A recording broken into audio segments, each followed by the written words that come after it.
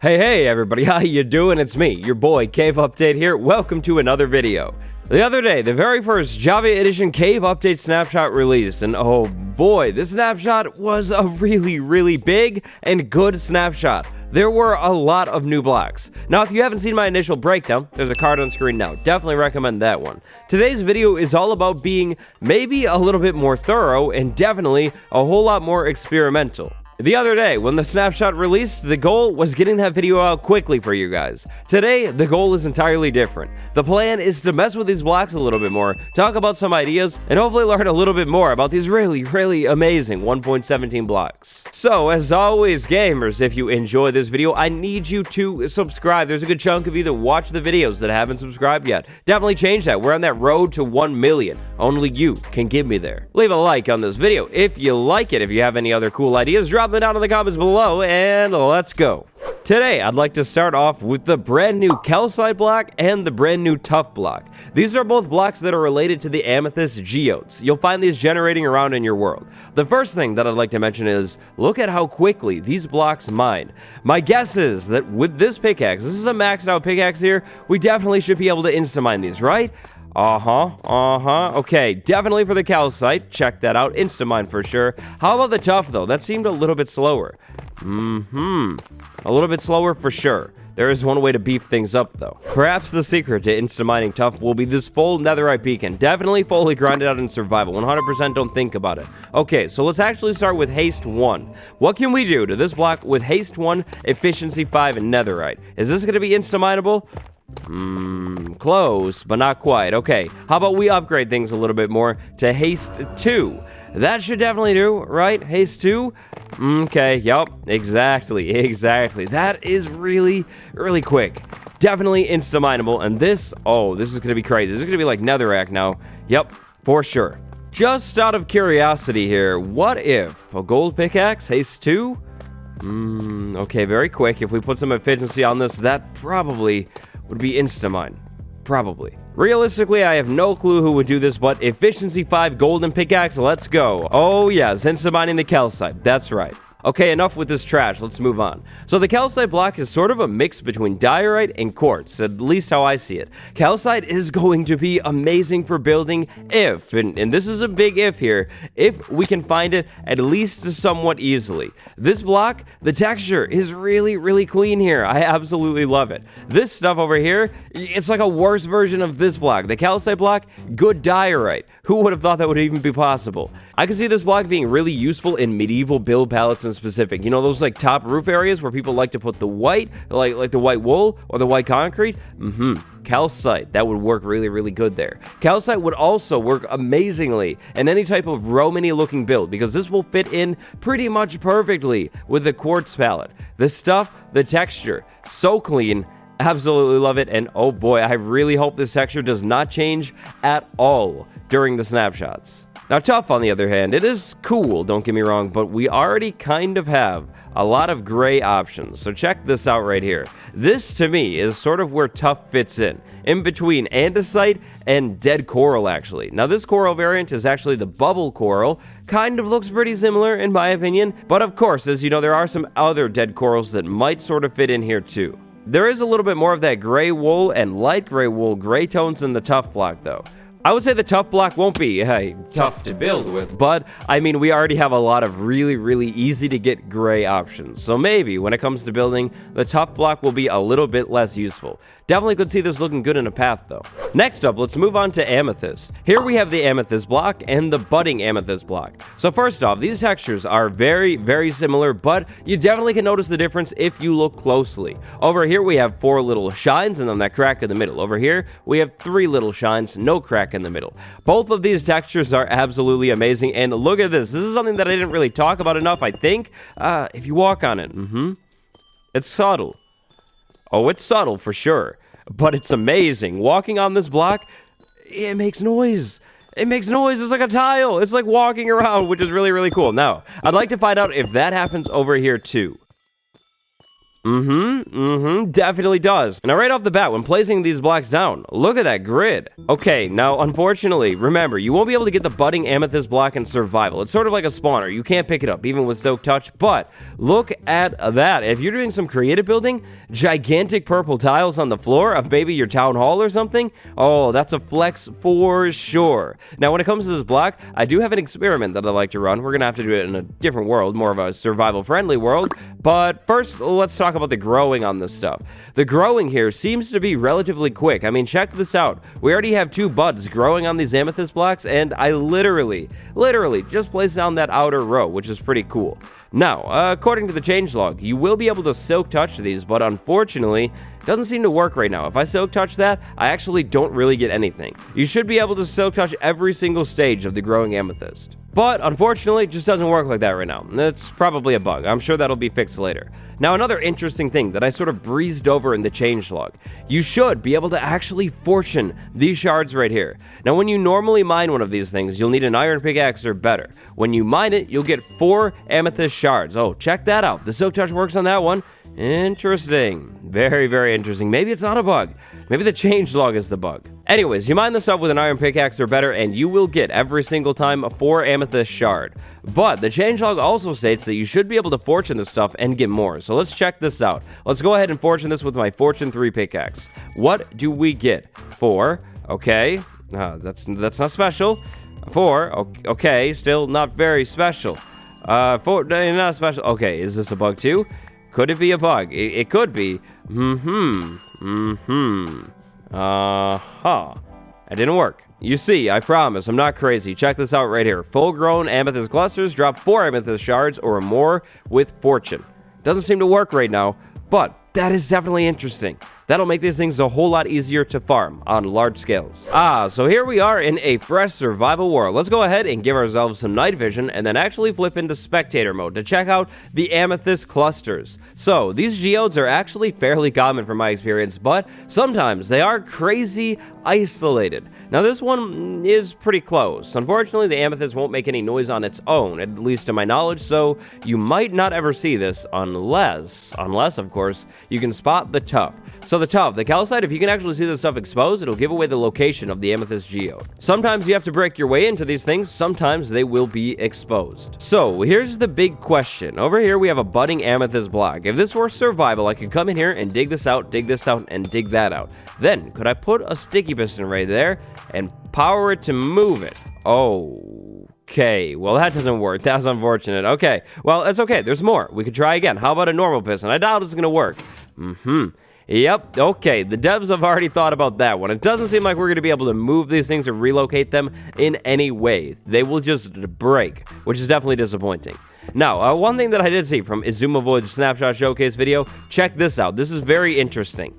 That moves. It can be pushed and pulled. Is that correct? I would like to think that no, that's not correct. That seems really, really weird. I hope that functionality is removed, if I'm being honest. That makes no sense. It's not even touching it. How does it work? These amethyst geodes are honestly really, really cool in my opinion. They actually give you a reason to come back to these things. Like Olraf said back at Minecraft Live, they wanted a reason for players, yeah, like I said, to go back into the caves and head back over to these things, and oh boy, it definitely looks like that will definitely be the move, for sure. The big goal will be finding an amethyst geode somewhere near your base, or sometimes, if you're lucky, maybe partially exposed. Check that out! It's on the floor of the ocean. I have not seen that before. That is really cool, and honestly, I love that. Look, if I were up here, maybe I have the night vision so I can see really clearly, but I feel like you could totally, possibly see that, right? Let's go ahead and clear the night vision. Would we be able to see that? Okay, we can kind of see it. We'd have to pay close attention, but if we get close to it, oh, you can tell for sure. That's really interesting. That honestly makes me wonder if maybe you could get really lucky and find it exposed maybe on the surface. So oceans are usually deeper, they cut lower into the world, so that would kind of make sense. But will an amethyst geode generate, say, somewhere up here, up high, in like an acacia biome hill, an extreme mountains biome, maybe the new mountains? Oh, that'll be interesting to see, for sure. And it does seem that these amethyst geodes come in different shapes as well. This one is sort of blown out, if you will, and it's a whole lot smaller than the one where we were just running our redstone experiments in. It's pretty small. And yeah, like I said, completely blown out on this side. I absolutely love, though, how the TUFF and then the calcite surrounds the amethyst blocks. I think that's a really nice attention to detail, and it brings some reality into Minecraft too. The next big thing that I'd like to check out is the tinted glass. To get tinted glass, you'll need to take one piece of glass and surround it with 4 amethyst shards. This is tinted glass right here. Now, compared to the black stained glass texture, very close here. As you can see, it's pretty similar. This one is honestly a little bit more purpley though, actually. Now, tinted glass is really cool because check this. Survival mode, no effects or anything, just me, survival mode. We go ahead and break that, and we get the block back. Tinted glass is basically stronger glass, if you want to think about it that way. Now, tinted glass is not only strong, but it also blocks light, which is really cool. So check this out. If we go ahead and build this box right here, maybe this is our starter house or something, really small, expensive for a starter house, but if we build this starter house right here, go inside of it, box ourselves in, boom, it got dark in here. The light level is actually going to be 0 because there are no light sources in here. You do not need to layer the glass. You don't need to do anything. The light is just dim inside of tinted glass. Tinted glass is basically a transparent block that isn't transparent when it comes to light levels, which is amazing. There's nothing like this in Minecraft. The uses for tinted glass are honestly going to be crazy, but the biggest one that I can think of, mob farms. Imagine setting up some sort of mob farm. Maybe it's floating in the sky, maybe it's just a spawner mob farm, something a lot more simple. Well, you could put tinted glass on the sides of the walls so you could see into the thing and not have to worry about light levels at all. I mean, you could literally, maybe this is my grinding room over here, put a lantern right against that wall, and then over here, in maybe the mob farm room, see, over here in the mob farm room, zombie spawner, boom. Now it's dark in there. Zombies will actually spawn, and we can see in there and see the zombies. How cool is this? This is so sweet. Look at it. It's actually working. The spawner is running. Now, of course, it's not spawning any more mobs because these are within the detection radius, but still, tinted glass mob farms, for sure. Maybe you build a whole wall out of your gigantic creeper farm that's in the air out of tinted glass, and you can actually see if it's working or not. Maybe you have a witch farm. Tinted glass, definitely the move. Maybe you have any type of farm where you don't want to let light in, but you'd like to be able to see in. Well, now we actually have an option, which is amazing, and tinted glass looks so good too. Honestly, love this glass texture. I would love to see this maybe even brought over into the other glasses. I mean, then again, it would get busier again, like the old glass. The old glass was terrible. Maybe that's a little better, but wow, that texture is really clean, and I can't wait to see what Optifine does with it with the connected textures. Back in the flying test world for a quick second. So, I'd like to fly around here and check out the generation. I don't want to focus on it too much because the copper generation is definitely not final, but check this out. Here we have some copper generated at Y26. Okay, good to know. Now, let's go ahead and look around maybe a little bit higher. Can we find any copper Oh, yes we can, right here. Here we have it at Y40. Okay, very nice. Now, how big is this vein, this chunk of copper? I remember them saying the copper veins are going to be a little bit different, but it doesn't really look much different to me. I mean, maybe a different shape, maybe, but that could be a stretch. Let's try it again. We have 2 right there, and yeah, that's it. Okay. I have a feeling that the generation is absolutely not finished yet. So, not much to talk about here. With that being said, though, I would like to say something about copper generation. Please, devs, please, if you're seeing this, make copper somewhat common, because this block is going to be so cool for building. It seems like that's going to be like the main thing for copper. Of course, you have the spyglass. Yes, yeah, definitely. You have the lightning rod. Lightning rod might be pretty useful, but please, for building's sake, make this stuff common. Look at how good these textures are right here. The copper block, the weathered variants, the full weathered one. Wow, it's so good. And then the cut variants too. Wow. So many wows because, yeah, it's so good. Now over here, this is just a simple wall that I made. Look at this. I'm checkering the 2 types of copper, and that looks really good. Now, one thing that I didn't talk about in the snapshot video for some reason is the cut copper. It has block variants, staircase and slab variants, but actually not the normal solid block of copper. No block variants there. So let's go ahead and take a look at this. We have staircases, we have slabs. These, first thought, roofs. This is going to be amazing for some type of roof. The copper roof. Definitely a flex and really, really cool looking too. Yep, that's going to be sweet. And then this starts to oxidize. Oh, that becomes even more cool. And then eventually it ages into a green roof if you don't wax it, that is. Yeah, definitely. That's really cool. Now, honestly, the color of this fully weathered copper reminds me a lot of the prismarine bricks. I mean, check that out. Look at how close that is. This makes the prismarine bricks look a little bit more blue in tone, of course, but yeah, that's really similar, which means that you could probably use these blocks together, maybe in stripes like that, and look at how good that would look. That looks pretty good. Now remember, there is this whole waxing mechanic. Let's say we wanted these copper blocks to never oxidize. I just love the blocks how they are. Well, easy. I could go over here and wax them, and then I get waxed copper, and this waxed copper would stay like this forever. It would never oxidize. It would stay looking just like that. Alright, so again, check this out. This time we have lightly weathered copper block. The copper has aged a little bit. Can you wax it? Definitely, you can wax it. Now, can we use this wax copper to craft cut wax copper, or is that done? Oh, we can. Okay, that's interesting. And then, of course, this is wax still. We can go over to the stone cutter and chop it up. Oh, interesting. Why not? Interesting. Uh-oh. Oh, no, I don't like that. No, not one bit. This is terrifying. Don't show me that. Don't show me that. No. I really, really hope that this is a bug. We better be able to use the stone cutter for this, because otherwise, you're going to lose a lot of blocks on a large scale. And there goes the idea of copper roof. Yikes. Yep, losing 2 blocks. Not good. Not good at all. Sound the alarms. Tell the devs this definitely needs to be fixed. Definitely. That's terrible. That's the worst thing to happen all day, actually.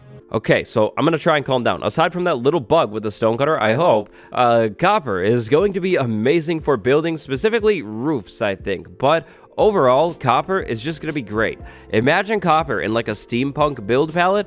Oh, for sure. Or even just some sort of modern like factory build, and then copper, and then it like ages. Maybe these are like support beams inside of your building, and then you have like actual beams going across, and then these are actually pillars. And then it starts to like age, and look at how mechanical and industrial this is. Maybe you build an iron farm out of this thing. Yep, that would be really, really cool.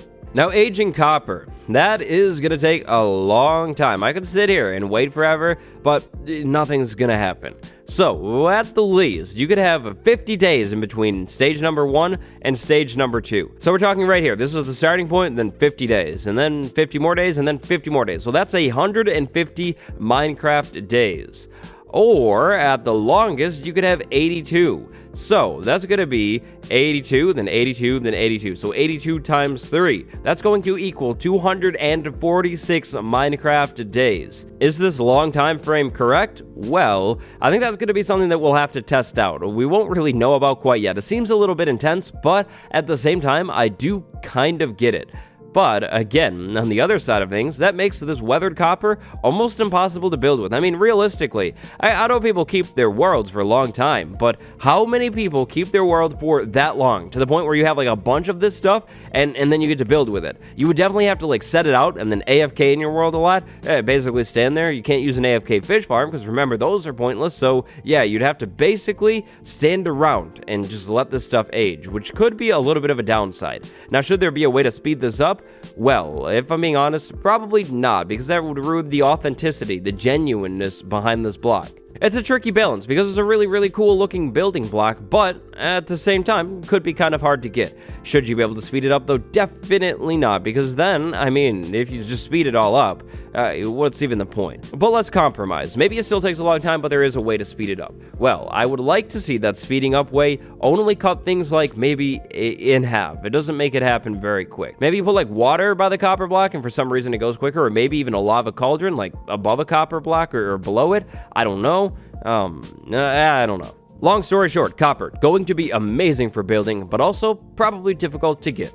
Candles. These are a nice and easy one to talk about. These things are amazing, and obviously, candles are going to be big for detailing and decorating builds. Any type of build, maybe a mystical one, well then you're going to go for this blue candle. Maybe you're building some sort of fairy build. Well, maybe then this magenta candle. That would fit in for sure. Maybe you're building the swamp, of course, Shrek's swamp. Well, then probably some green candles, or maybe the brown candles too. That would look really, really good. Yeah, my point here, the candles are going to be great for decorating. In particular, I'm most excited excited about these black candles, the white candles over here, those are really clean, and then these plain candles over here too. Bonus points if the devs were to add smells into Minecraft. It's just an idea here, but what if the candles were scented? Oh yes. Okay, but in a more serious note, I also feel like these candles should maybe generate in structures. I mean, imagine the red candles in like a nether fortress, that would be sweet. Some black candles in the bastion, maybe these plain candles or even some colored ones to match the village colors in the villages, like yellow candles in the plains village. I mean, check this out. This is the plains village right here. Maybe over here, instead of torches, because those are old school, we could have some yellow candles generating in here. They should definitely be lit, for sure, if they generate in the villages. I feel like torches are sort of a man-made thing, and I mean, not that these candles aren't, but maybe the candles would fit a little bit better in here and would actually showcase the candle and the fact that these candles are actually in the game. Candles are really cool and all, but if they don't generate anywhere, I could totally see them as something that's in the game that people just sort of forget about because you literally never see it. Out of sight, out of mind. So at the least, hopefully candles generate in like a new structure or something that comes in the cave update, but at the most, maybe candles are mixed into village generation currently. I feel like they would fit there, and then maybe into some other structures as well, like the nether fortress, the woodland mansion,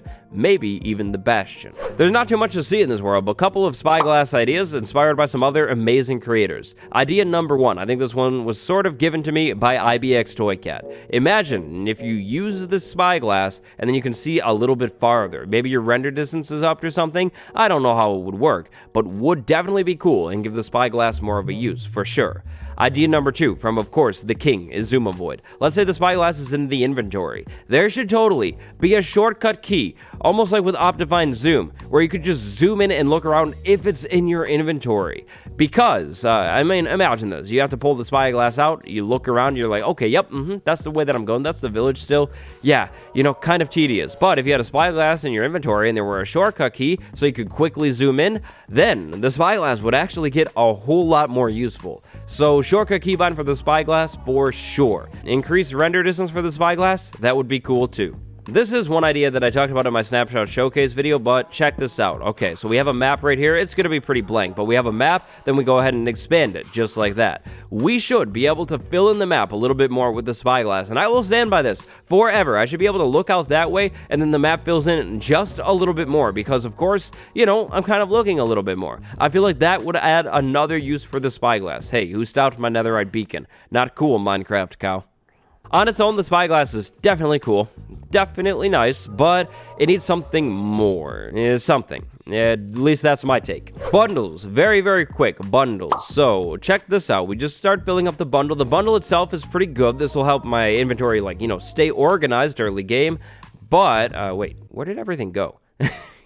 Kind of needed that stuff for what I'm talking about here. I was saying the bundle. We pick everything up with the bundle, right? Okay. Lots of stuff in the bundle. Check this out, though. The bundle right now, it says, and 6 more. I do not like that. I really stand by it. That bundle UI from Minecraft Live, it needs to make it back into the game, please, because bundles, at least how I feel like they're kind of intended to be used, will fill up quickly, and then you have no clue what's in it. You have to open it up all the way. Wait, did I put my lightning rod in this bundle? Let's see. Oh no, my inventory is messy now. I did, but that was all pointless. I had to make it all messy. Now I have to pick everything up. Kind of annoying. Also a bundle click and drag mechanic. You pick up the bundle, you click, you drag over items, and it starts picking everything up. Please. Okay, one final one for the bundle. Check this out. Imagine this. We have a dispenser right here. There are 9 slots inside of this dispenser. What if we were to put a bundle into a dispenser, like a full bundle? Maybe they add a new slot over here for bundles and for bundles only. Then the dispenser would be able to shoot things from inside of this bundle out at random. How cool would that be? Now I get it. That would start to get a whole lot more complex, almost mod-like, but that would add a little bit more use for the bundle for players that are more, I guess, late game, if you will. You could create a true randomizer with a lot of different items inside of your bundle. That would be really, really cool. But one bundle should be allowed inside of a dispenser, and only one, if that were to be the case. Or, if you put another bundle over here, it just gets shot out like a normal item. There would definitely have to be a special slot, I would think, for the bundle, for this to actually work. Because otherwise, you fill a bundle up all the way, 64 different items, times 9, yeah. That's kind of crazy. Maybe we shouldn't have that, but definitely dispensers being able to pull items out of bundles, that would be sweet.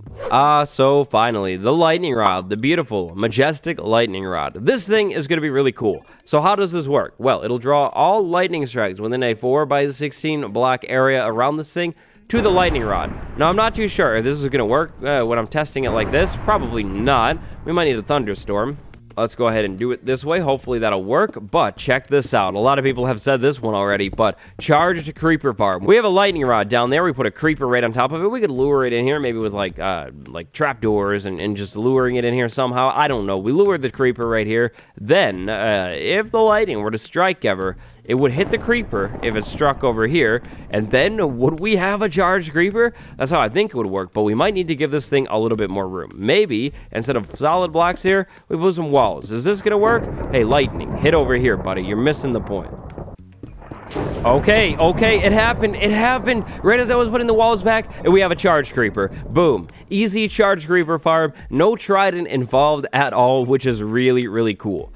Now, another thing about the lightning rod. I think it would be cool to maybe, and this is maybe a little bit more of a stretch, so it would have to be only like one structure in a village, but maybe a certain type of structure in a village has a lightning rod. I've seen some other people say this one too. This is a really, really cool idea, but it definitely should be on the low. It shouldn't be like crazy, crazy common, because I feel like the lightning rod is probably something that's a little bit more player crafted instead of villager crafted. I like to think that the villagers, maybe they're not the biggest brain in the world, and yeah, they build their roofs out of wood, and then no lightning rods, and then maybe a lightning storm strikes. Tragedy. You know, that's kind of the villagers' aesthetic, the villagers' vibe. But it would be cool to see maybe one lightning rod in the village somewhere, like on top of the chimney. Yeah, definitely.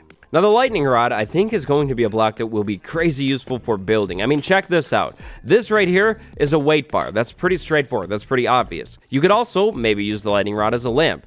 Maybe, if you're very, very loaded, you could use the lightning rod as some sort of fancy fence block thing, too. So maybe this would work like this. We have like a tall fence right there, and then we have lightning rods, or even we just have the short fence, and then we have lightning rods on all of these posts. They sort of glow too, which is cool. But yeah, check that out. Outside of your house, you got the lightning rod fence. Definitely really fancy. Flex for sure. The only thing that would make this better is a copper wall, which honestly, why isn't that a thing? If we have copper staircases, copper slabs, we need the cut copper wall too. Please. Speculation and talking about ideas is always fun. This is honestly something that I could literally do all day long. Maybe I need a podcast. I love talking about ideas and sort of just throwing things out there, but I think at least that is where we're going to call it today. We've gone through pretty much everything in the first Caves and Cliffs snapshot.